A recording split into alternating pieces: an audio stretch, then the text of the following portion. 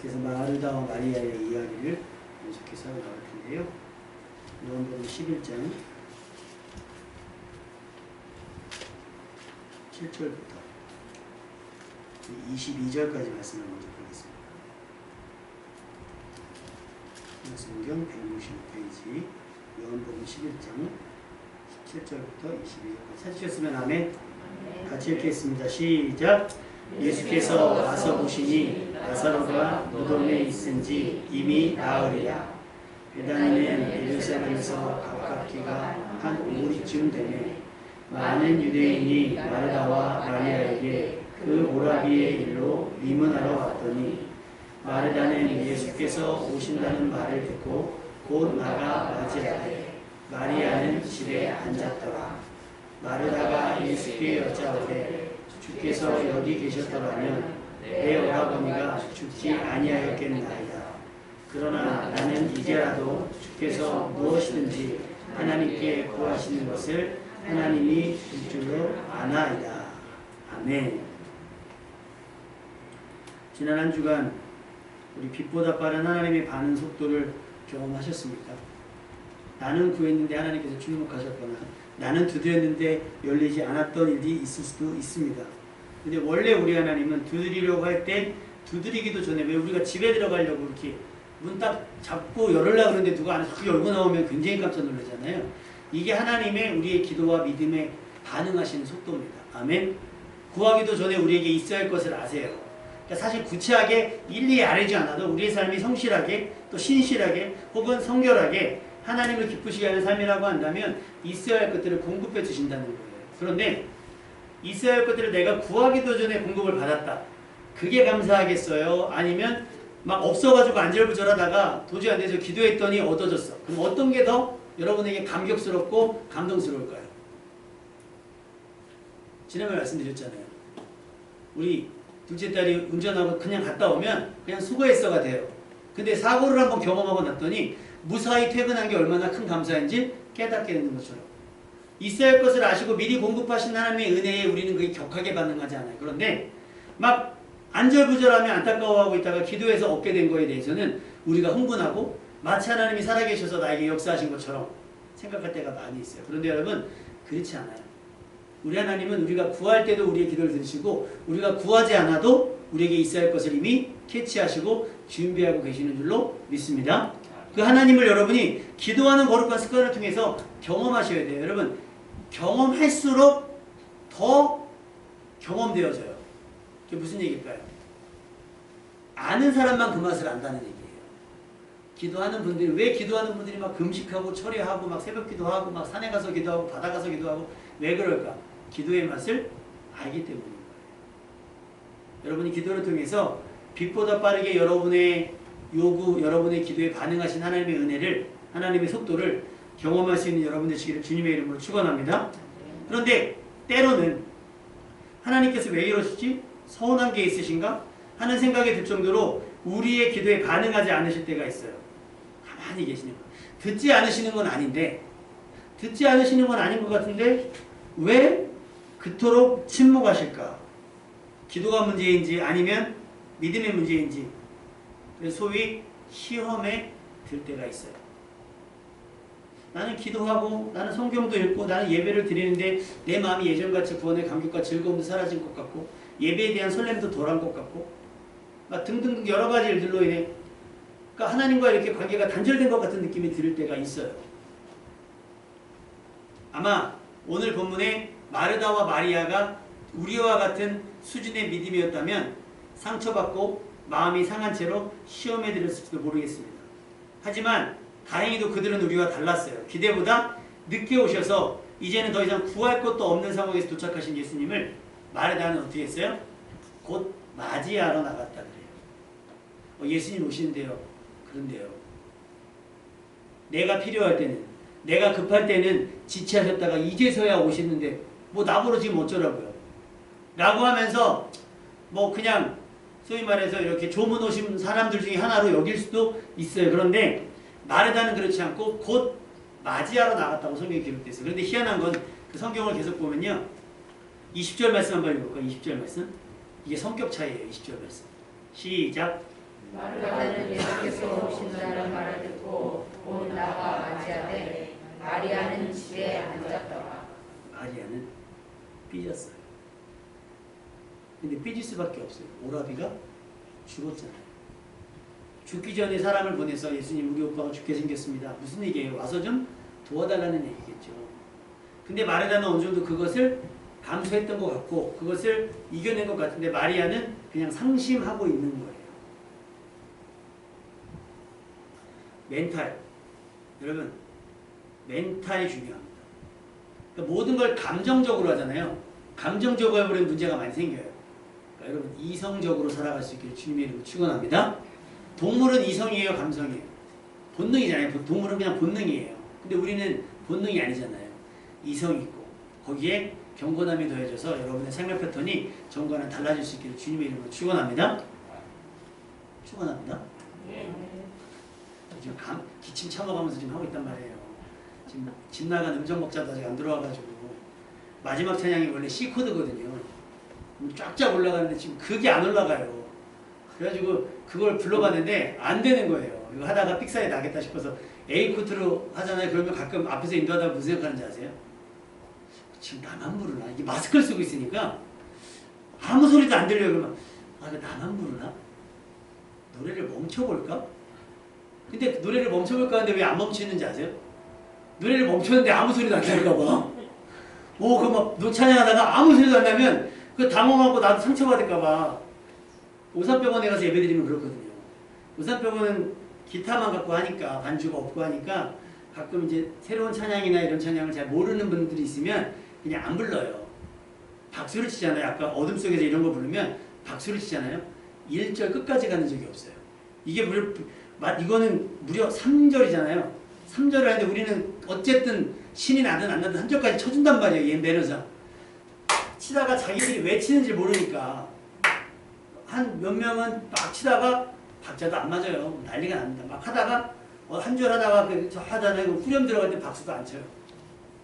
근데 희한한 게 뭔지 아세요? 환자분들 중에 한 분이 나와서 특송하잖아요.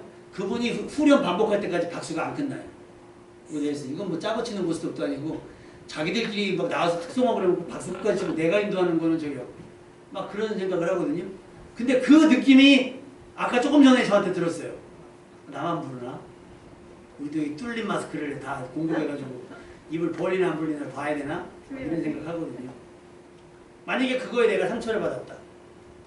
그러면 이제 가만히 있는 거예요. 집에 가서 안 나오는 거죠. 마리아처럼. 근데 여러분 우리 마리아가 아니라 누구처럼? 마르다처럼. 그러니까 말씀을 드릴 땐 누구처럼? 마리아처럼. 그런데 어떤 문제 앞에서는 누구처럼? 마르다처럼. 그건 그거고 이건 이거. 예수님도 무슨 문제가 있었겠지 하면서 마르다가 예수님을 마중을 나가요. 예수님을 맞이하자마자 마르다가 하는 한마디. 한번 읽어볼까요? 우리 같이 읽겠습니다. 21절 말씀. 시작. 마르다가 예수께 여짜오되 주께서 여기 계시더라면 내 오라비가 죽지 아니하였겠나이다. 마르다의 멘탈이 얼마나 대단한 걸 보면 서운함과 속상함과 실망감이 있음에도 불구하고 말을 순화시켰어요. 왜 이제 오세요? 왜? 우리가 사람 보내지 않았습니까? 이거 예수님 때문이에요. 예수님이 오시지 않아서 우리 오빠가 죽었다고요? 막 따져 묻는 게 아니라 얼마나 고상하게 얘기합니까? 주께서 여기 계셨으면 오라비가 죽지 않았을 겁니다. 그 얘기 뭐예요? 오라비가 죽었다는 거예요. 근데 그 사실을 예수님도 이미 알아요. 이틀 전에 왔으면 라사로가 살아있을 걸 알아요. 근데 예수님께서 일부러 늦게 오셨다고 그랬잖아요. 그 뜻을 알 일이 없는 마르다가 묻는 거예요. 여기 계셨더라면 죽지 않았을 겁니다. 아주 정확한 감정의 표현이에요. 마르다는 애들로 자기의 상하고 서운한 마음을 감추지 않았어요. 그렇다고 불평과 원망을 쏟아낸 것도 아니에요. 마르다는 자기의 믿음을 고백한 거예요. 하나님께 대한 신뢰. 만약에 예수님께서 그때 우리의 요청을 듣고 오셨다면 오라비가 죽지 않았을 거예요. 왜? 나는 예수님의 능력을 믿거든요. 예수님께서 눈먼 자를 눈뜨게 하시고 벙어리를 말하게 하고 귀신을 쫓아내고 많은 병자들을 고쳤던 것을 봤기 때문에 예수님이 여기 계셨더라면 우리 오빠는 죽지 않고 살았을 거라는 걸 믿습니다라는 신앙 고백과 같다는 거예요. 맞아요. 예수님께서 늦지 않게 오셨다면 나사로는 죽지 않고 살았을 겁니다. 아멘. 이걸 믿으셔야 되는 거예요. 그래서 우리가 기도해야 되는 거예요. 마르다는 그렇게 믿고 있었기 때문에 사람을 보내서 예수님을 오시게 한 거죠. 예수님께 이 상황을 설명드렸던 거예요. 그런데 예수님의 반응은 기대보다 더뎠고 이제서야 도착하셨어요. 나사로는 이미 죽어서 장사를 지낸 후였고요. 어떤 말이 위로가 되고 어떤 말이 상처를 치유할 수 있을까요? 많은 동네 사람들이 그들을 위로하기 위해서 왔다 그랬어요. 그런 거 보면 나사로도 그렇고 마르다도 그렇고 마리아도 그렇고 삶을 잘 못 산 건 아닌 것 같아요. 이웃들에게 굉장히 잘했던 것 같아요. 동네 사람들이 막 조문하러 왔으니까요. 예수님께서 마르다의 고백에 미처 아무런 반응도 하지 않고 가만히 있어요. 그때 마르다가 이어서 고백을 하는데 같이 한번 읽어보겠습니다. 22절 말씀 시작. 그러나 나는 이제라도 주께서 무엇이든지 하나님께 구하시는 것을 하나님이 주실 줄 아나이다.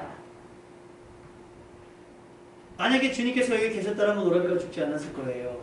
이게 여기서 끝난 게 아니에요. 신앙 고백이 이어졌어요. 그러나 이제라도 주께서 무엇이든지 하나님께 구하면 그 구하시는 것을 하나님께서 주실 줄로 저는 믿고 있습니다. 슬픔을 이기는 소망이에요. 슬픔을 이기는 기대입니다. 우리가 좌절하고 낙심하는 건 뭐가 없기 때문에 이것을 단순히 망쳤기 때문이 아니에요. 뭐가 기대와 소망이 없기 때문에 꿈이 없기 때문에 마르다는 슬픔 속에서도 뭐가 있어요? 이제라도 뭔가 우리에게 주실 것이 있다.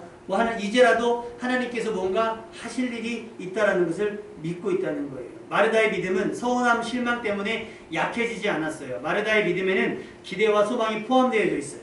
마르다는 아직 포기하지 않았고요. 우리의 상식과 경험으로는 이제는 끝이라고 생각될 수밖에 없지만 믿음은 그 끝의 경계를 한 단계 넘어섰어요. 그 한계를 넘어서고 이제라도 주께서 무엇이든지 하나님께 구하시는 것을 하나님께서 주실 걸로 믿는다. 알고 있다라고 이야기를 하고 있습니다. 이걸 확신이라고 얘기해요. 확신. 우리의 바람보다 늦었지만 이제라도 믿음을 가지고 기도를 포기하지 않는 여러분 되시기를 주님의 이름으로 축원합니다. 이제부터 어떤 일이 일어날지 상상도 예측도 할 수 없어요. 하지만 마르다의 믿음에는 한계가 없어요. 여러분 믿음에는 한계를 두지 마세요. 우리가 기도하면 어떤 일이 벌어질지 그냥 적당히 무슨 일이 있겠지가 아니에요. 기대와 소망을 가지시는 거예요. 꿈은 크게, 기도는 더 크게, 믿음은 더 크게. 마르다가 그랬어요. 여기 계셨더라면 이런 일이 일어나지 않았겠지만 이제라도 무엇이든지 구하시는 것을 우리에게 주실 줄로 믿는다라고 얘기를 하는 거예요. 여러분의 기도를 실망과 좌절, 서운함과 불평, 원망으로 채우지 말고요. 기대와 소망으로 채워가시기를 주님의 이름으로 축원합니다. 그러니까 여러분이 기도를 10분 하잖아요. 9분 동안에 지금 내가 이렇게 살 수밖에 없는 변명과 핑계를 막 늘어놓는 것이 아니라 하나님이 이렇게 됐어요. 주님께서 진작에 날 도와주셨다면 이런 일이 벌어지지 않을 건데 이미 벌어진 일. 그러나 이제라도 주님, 하나님께서 내 기도에 응답하시고 내게 역사하시면 이 모든 상황을 만회하고도 남을 줄로 믿습니다. 기대와 소망으로 기도를 마무리하셔야지 불평과 원망하고 소망하고 하다 보면 이거는 기도가 아니죠. 그냥 불평, 그냥 원망이 돼버리는 거예요. 앞으로 일어날 일, 일어났으면 하는 바람을 구하시길 바랍니다. 그러면 우리의 기대보다 다소 늦을지라도 이제라도 무엇이든지 무슨 일이든 일어나게 될 겁니다. 그 무슨 일이 하나님께는 영광이 되고 우리에게는 선한 일이 되고 우리에게는 기적이 되기를 주님의 이름으로 축원합니다. 마르다가 이런 고백을 뜻없이 하니까 예수님께서 23절에 이렇게 얘기를 하시죠. 23절 시작. 예수께서 이르시되 내 오라비가 다시 살아나리라. 마르다가 이제라도 무슨 일이든 일어난다 라는 기대와 소망이 있겠지만 설마 그게 죽은 오빠가 다시 살아나는 것? 상상도 못했을 일이었을 겁니다. 예수님의 대답은 기대 이상, 상상 이상이었습니다. 물론 마르다에게도 부활의 신앙은 있었어요. 그런데 그 시기를 어때로 잡았냐면 지금이 아니에요. 마지막 날 부활의 때라고 얘기하고 있어요. 27절에 주여 그렇습니다. 예수님이 그런 얘기를 하세요. 부활주일마다 붙어있는 거 있죠. 나는 부활이요 생명이니 오라비가 다시 살아나리라 그랬더니 마르다가 아무 고민 없이 알아요. 마지막 때 다 살아나는 거 누가 모릅니까? 다 알지요. 그러니까 예수님께서 나는 부활이요 생명이니 그 말씀을 하시는 거예요. 나를 믿는 자는 죽어도 살겠고 살아서 나를 믿는 자는 영원히 죽지 아니할 것이다. 네가 이것을 믿느냐? 라고 할 때 마르다가 주여 그러하이다. 주는 그리스도시요 세상에 오시는 하나님의 아들이신 것을 내가 믿나이다. 하고 마리아에게 가요.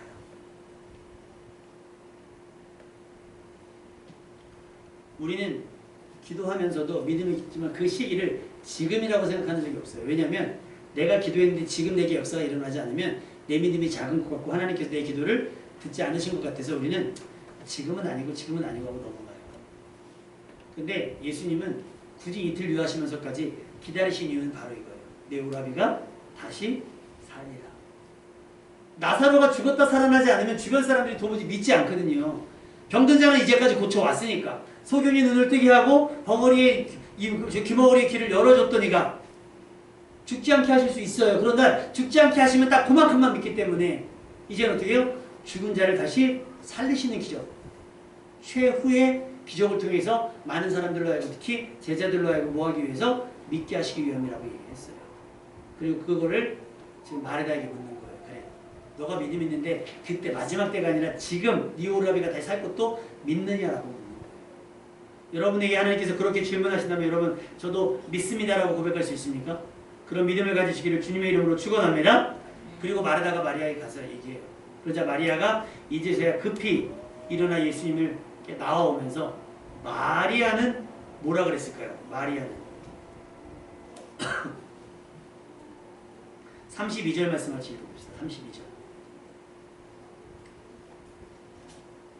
우리 예수님의 말씀을 잘 들었던 마리아는 뭐라 그랬을까? 시작!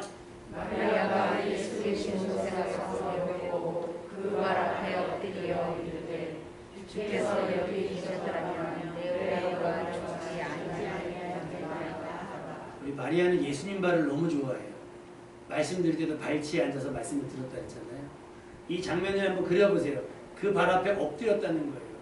발 앞에 답자가 엎드린 거예요. 그러면서 그 서운함이 또 나오는 거죠. 아직 마르다에게 예수님께서 무슨 얘기했는지 모르니까 마리아도 똑같이 얘기하는 거예요. 계셨더라면. 오빠를 잃은 슬픔이 고스란히 무너지잖아요. 예수님이 우세요. 예수님이 눈물을 흘리셨더라. 왜? 그들이 그만큼 사랑하셨기 때문에. 주변 사람도 그 반응을 다 알고 있는 거예요. 그러자 사람들이 웅성웅성돼요. 뭐라고 얘기하냐면 아까 말씀드린 것처럼 37절에 맹인의 눈을 뜨게 하니가 이 맹인의 눈을 뜨게 한 이 사람이 그 사람은 죽지 않게 할 수 없었더냐. 진작 와서 좀 도와주지. 진작 와서 좀 역사 좀 해주지. 진작 와서 죽지 않게 좀 해주지 라고 하는 거예요. 혹시 능력 없어서 늦게 온 거 아니야? 병든 자는 고치지만 나사로는 너무 고칠 수 없는 상황에 있었을까? 사람들이 어떤 그런 불신과 비아냥과 의문 속에서 얘기했는 거예요. 우리는 온통 우리에게 일어날 수 있는 많은 불행과 불평 하나 없이 그저 평안하고 형통한 일만 가득하기를 바라는 것 같잖아요. 여러분, 주께서 여기 계셨더라면 일어나지 않을 것 같고 맹인의 눈을 뜨게 하셨으니 죽지 않게 할 수 있지 않았을까? 맞아요. 주님께서 여기 계셨더라면 이런 일들이 일어나지 않았을 거예요. 여러분이 생각하는 불행, 여러분이 생각했던 불편함, 여러분이 생각했던 어려움들이 주님이 그때 여러분과 함께 하셨다면 일어나지 않았을 거예요. 아멘입니까? 근데 정말일까? 근데 그 정말일까요? 주님이 여기 계셨더라면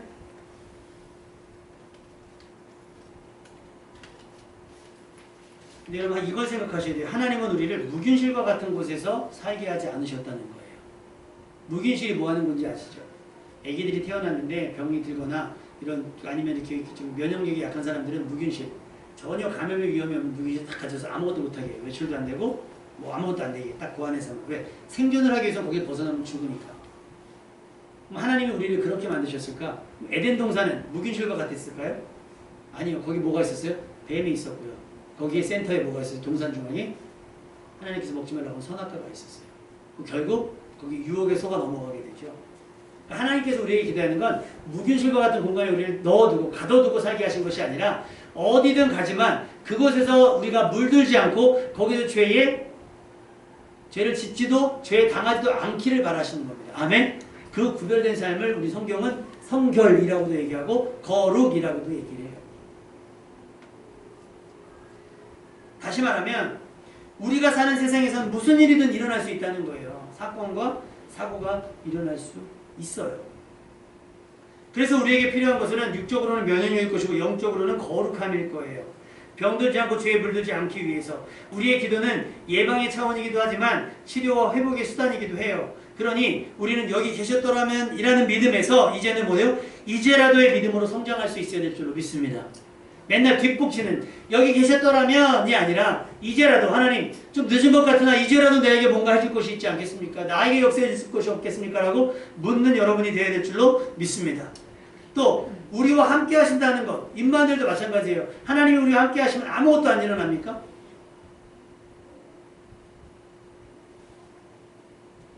죄가 없는 곳에 우리를 따로 두신 것이 아니라 문제와 죄가 뒤엉켜 있는 곳에서 우리가 그들과 그런 상황들 속에서 뚜렷하고 분명하게 구별되기를 원하시는 하나님의 뜻이에요. 하나님은 그런 상황 속에서 우리와 함께 계시는 줄로 믿습니다. 근데 여기 계셨더라면 이런 일이 일어나지 않았을 거예요. 에덴 동산에는 하나님이 거기 계시지 않았습니까? 계셨어요. 그런데 우리가 유혹을 이기지 못하고 선악과를 따먹은 거죠.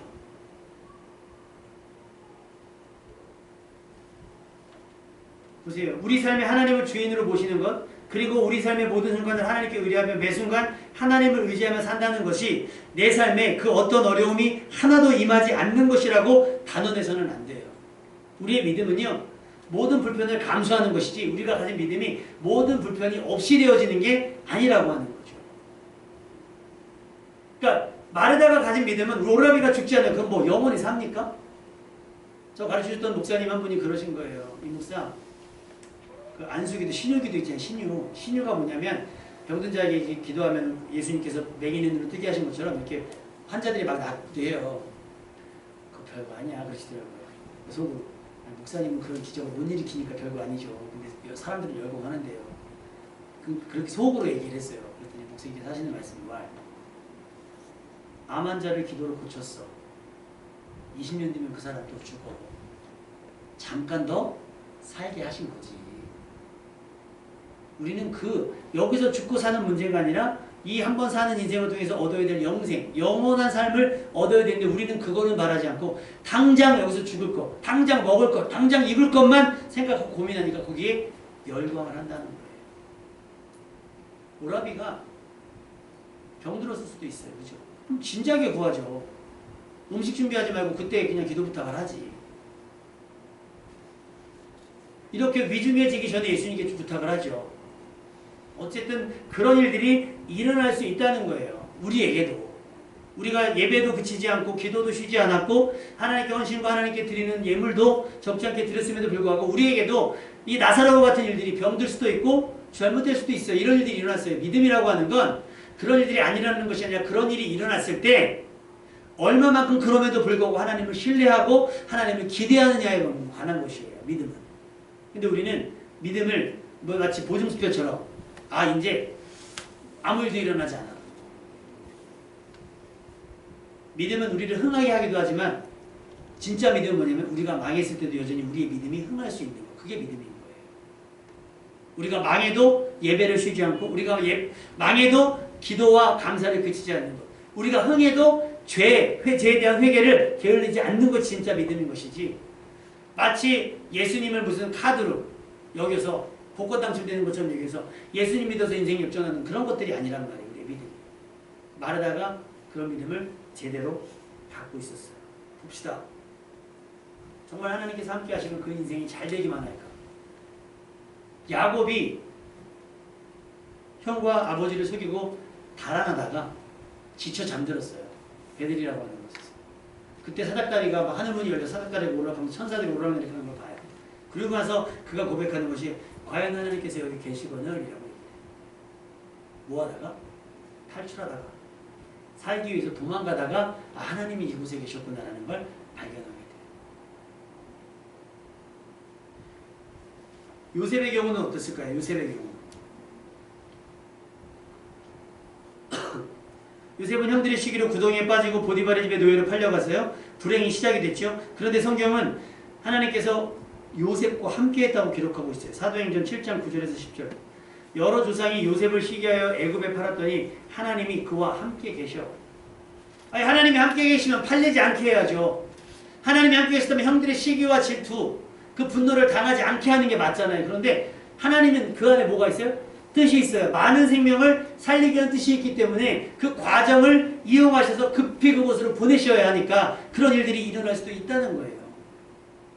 하나님이 함께 계시지 않아서가 아니라 하나님이 뜻하신 것이 있어서 우리에게 그런 일들이 일어날 수 있다는 거예요. 그래서 예수를 믿게 되는 많은 이유 중에 잘 돼서 예수 믿게 되는 경우는 거의 없습니다. 다 어떻게요? 기도하지 않으면 살 길이 없어서. 그래서 어려워서 예수 믿게 되는 경우가 굉장히 많아요. 그러니까 혹시 여러분의 삶 가운데 이해할 수 없는 일이 일어날 때는 그걸 하나님이 여기 계시지 않아서 하나님 왜 나를 외면하십니까? 라고 기도할 게 아니라 하나님 이 상황들을 통해서 이루고자 하는 하나님 뜻, 이 상황을 통해서 나타내고자 하는 하나님의 의지가 있습니까? 이 상황을 통해서 구원하시고자 하는 생명이 있습니까? 요셉의 경우가 그렇잖아요. 많은 사람을 그 생명을 얻게 하시려고 나를 이곳에 먼저 보냈다라고 얘기한 것처럼 때로는 그 엉망진창된 삶을 통해서 하나님은 많은 사람을 구원 얻게 하신다는 거예요. 여러분이 그걸 기억하시면 불평과 원망이 줄을 거예요. 오히려 뭐예요? 기대와 감상, 또 신뢰와 소망이 생기게 될 겁니다. 은혜는요, 하나님의 은혜는 감옥에도 있었고 형통은 노예로 사는 상황 속에서도 일어났어요. 이것이 임마누엘의 힘이에요. 하나님 우리와 함께 계시는 것은 우리가 하나님을 주택에서 무슨 5성 호텔에 있어야만 하나님 우리와 함께 계신 것이 아니라 월세방에 있어도 하나님 우리와 함께 계십니다. 아멘. 우리는 그런 걸 가리지만 하나님은 그걸 가리지 않아요. 두세 사람 모인 곳이면 그들 중에 있다라고 말씀을 하셨기 때문에. 따라합시다. 하나님 우리와 함께 하십니다. 믿으십니까? 언제? 지금? 어디에? 여기에. 계시지 않아서 그런 일들이 일어난 게 아니라는 거예요. 계셨어도 일어날 일들은 일어나요. 왜? 이루어져야 할 하나님의 뜻이 있으니까. 그것 때문에 서운해하거나 속상하지 말라는 얘기예요.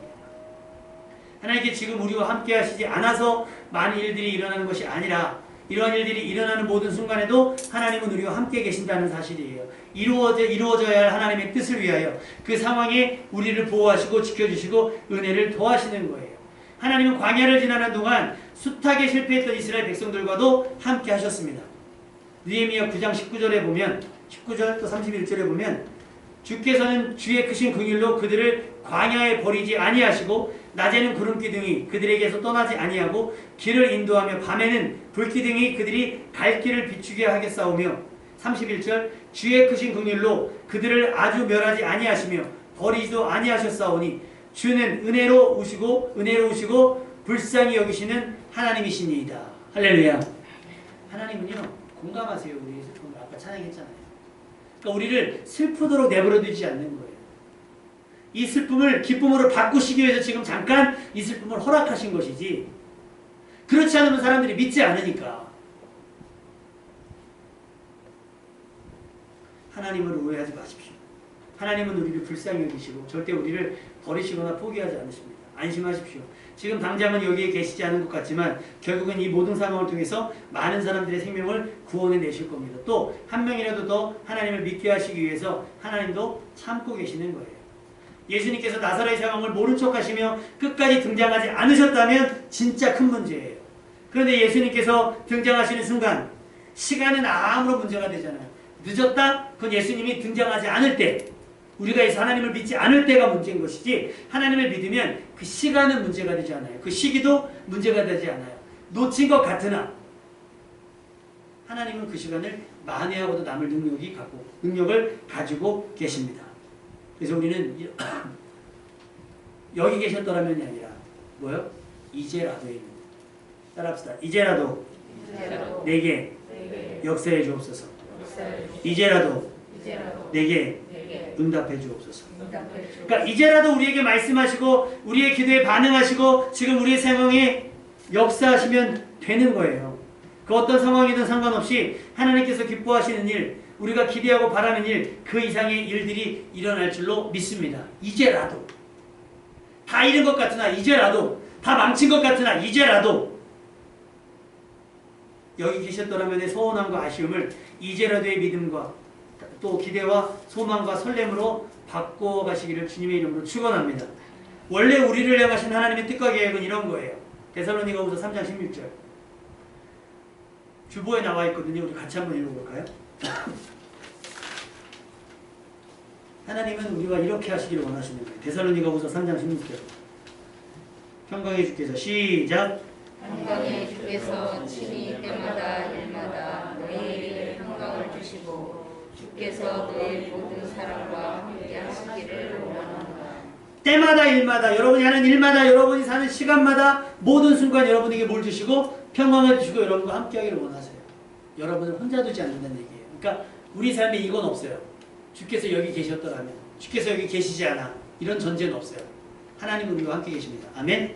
그러니 이제라도 하나님이 우리와 함께 계시, 내 힘으로는 안 됐지만 그러니 이제라도 우리에게 역사하시고 우리를 도와주셔서 나사로가 다시 사는 것처럼 회복되는 역사가 일어나게 하옵소서라고 기도하는 여러분 되시기를 주님의 이름으로 축원합니다. 찬양하겠습니다. 오신실하신 주.